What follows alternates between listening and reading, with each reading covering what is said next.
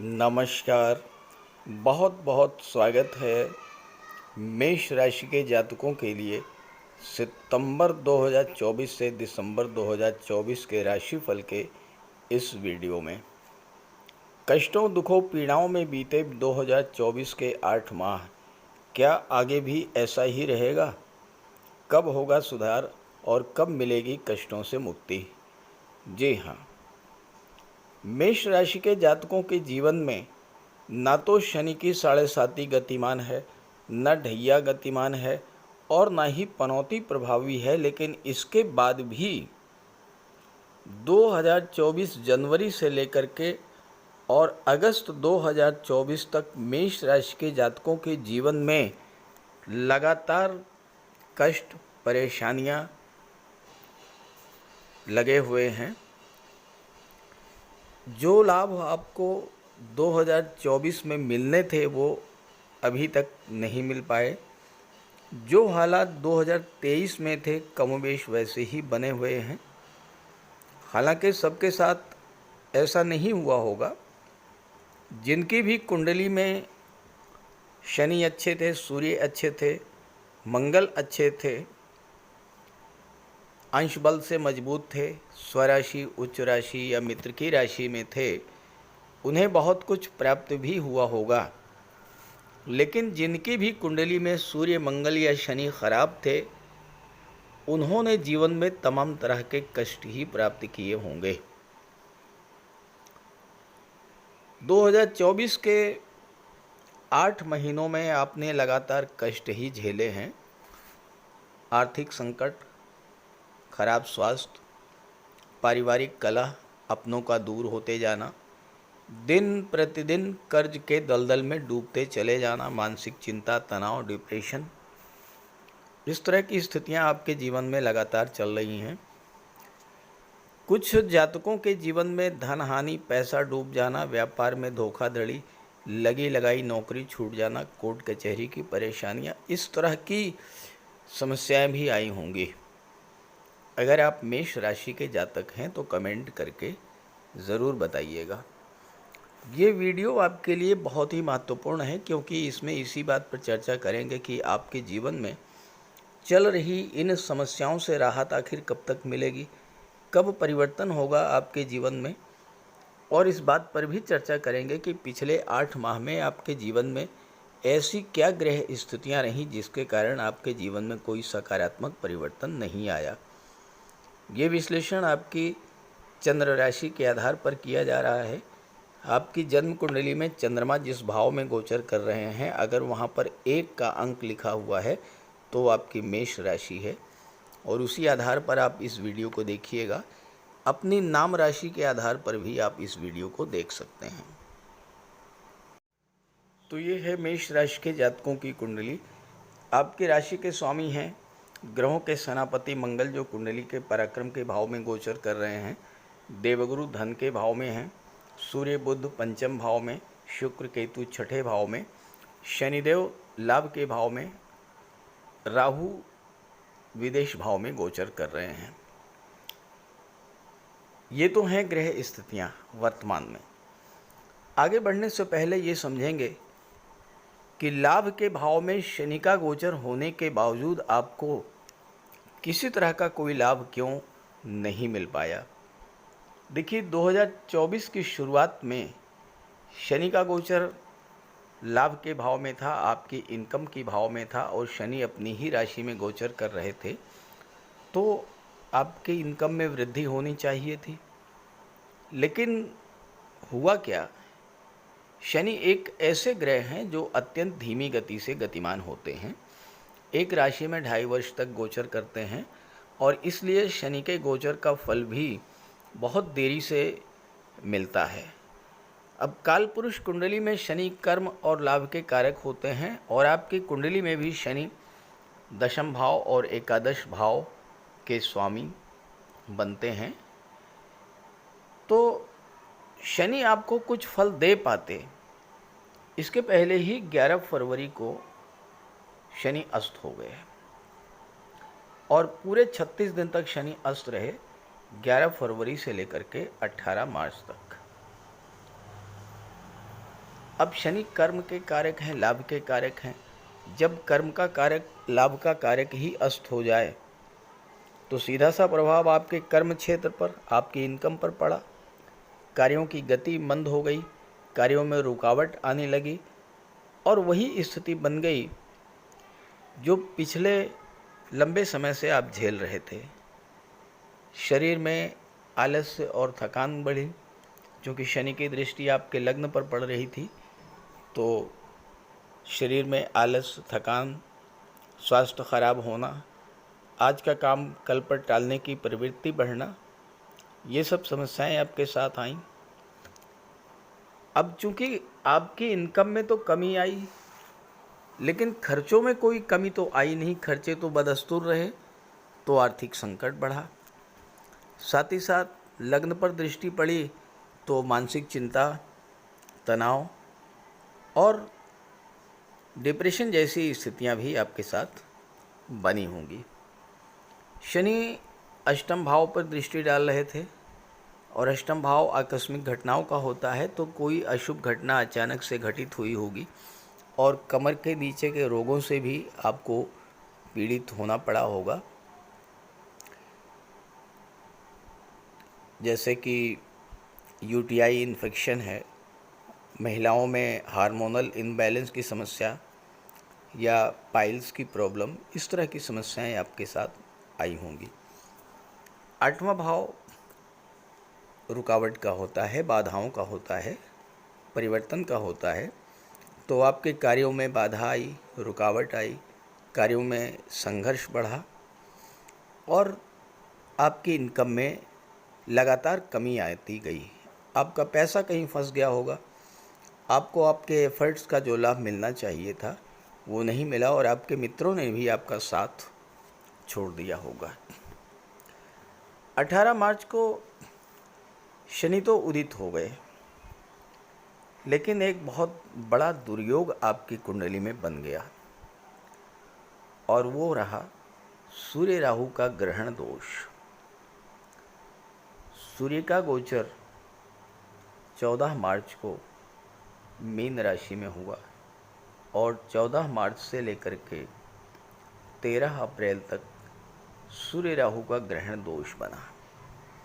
अब सूर्य तो ग्रहों के राजा हैं, अब ग्रहों के राजा ही जब पीड़ित हुए तो आपको भी उस पीड़ा को झेलना पड़ा।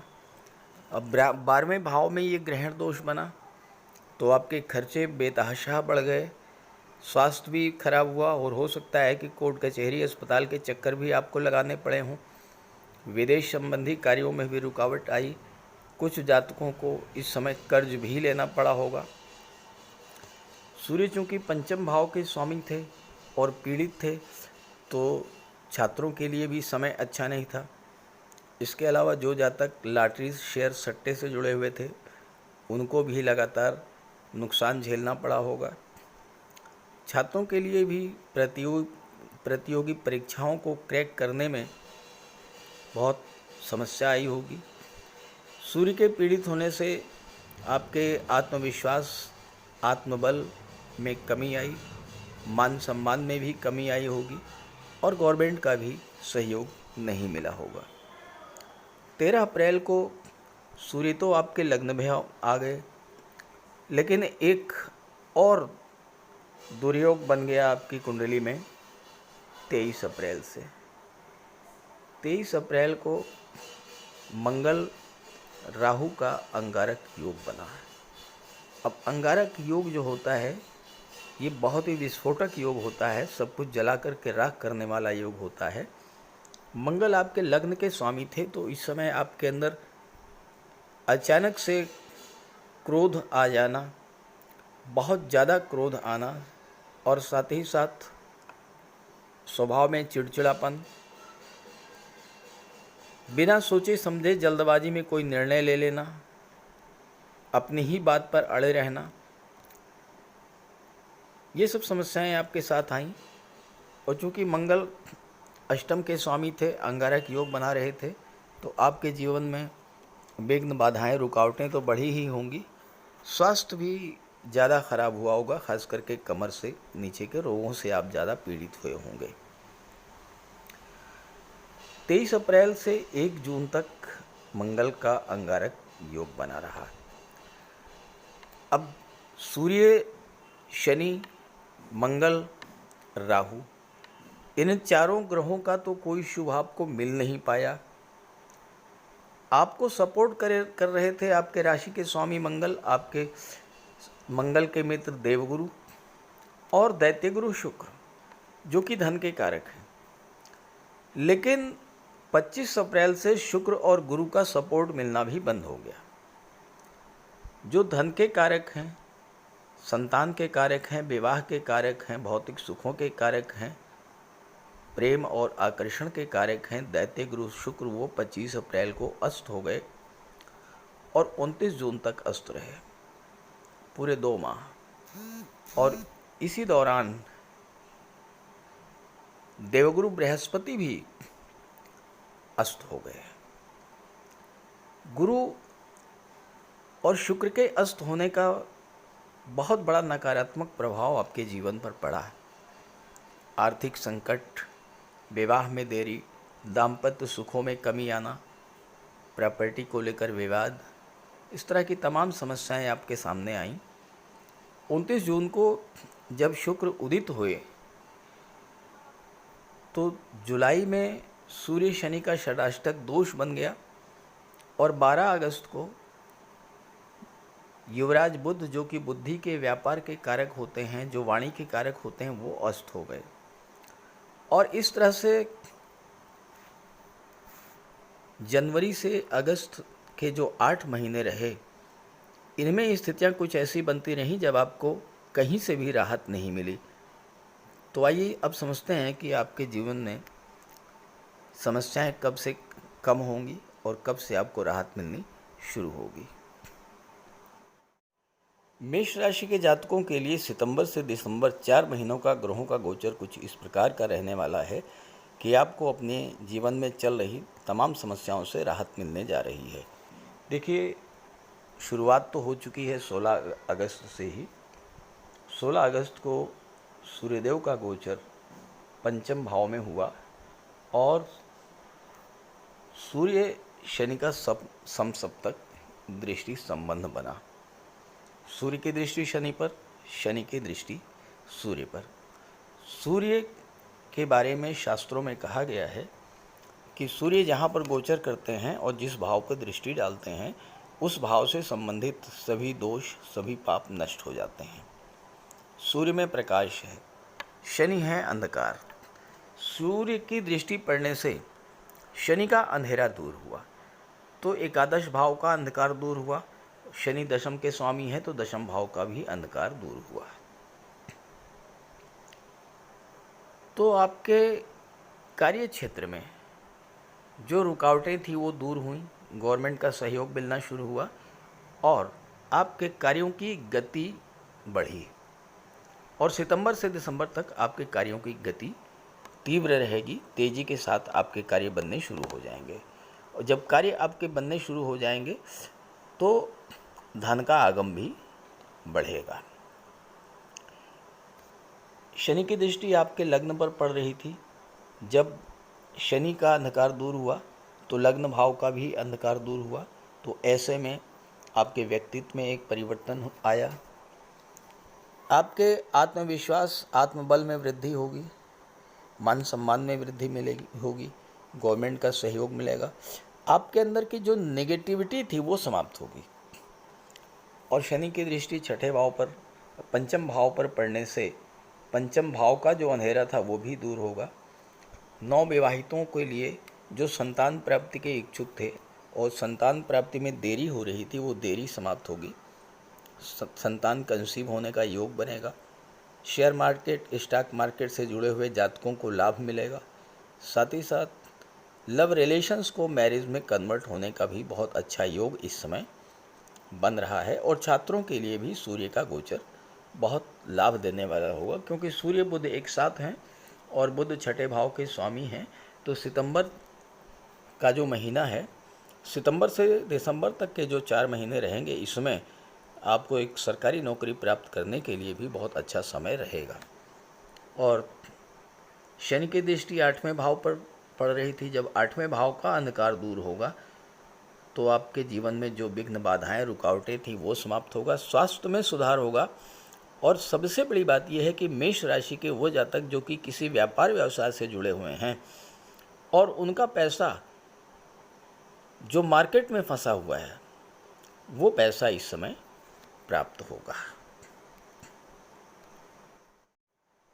मेष राशि के जातकों के लिए सूर्य, गुरु और मंगल प्रबल योग कारक हैं।